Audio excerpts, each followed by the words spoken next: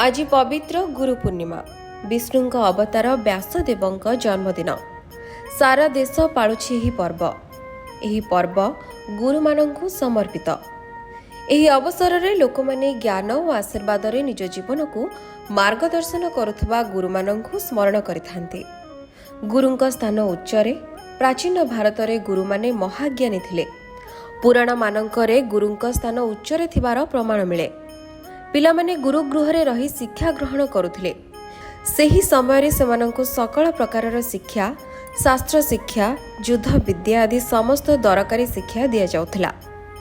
एही पवित्र स्थानरो निज जीवन धारण पई उपयुक्त मार्ग चयन करी शिष्य निजको सुदृढ़ करी गढ़ी तोड़ुथला। गुरुंक आदर्श रे अनुप्राणित होई निज जीवन को से एक स्वतंत्र स्थान रे प्रतिपादित करुथला। सेहीपरि आज जणे महान ऋषिंक जन्मदिन विष्णुंक अवतार व्यासदेवंक जन्मदिवस को व्यास पूर्णिमा बा गुरु पूर्णिमा रूपे पालन करा जाए।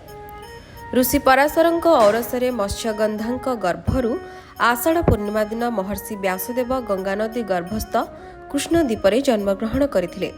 आजिर दिनटिकु गुरु पूर्णिमा रूपे पालन करा जाए।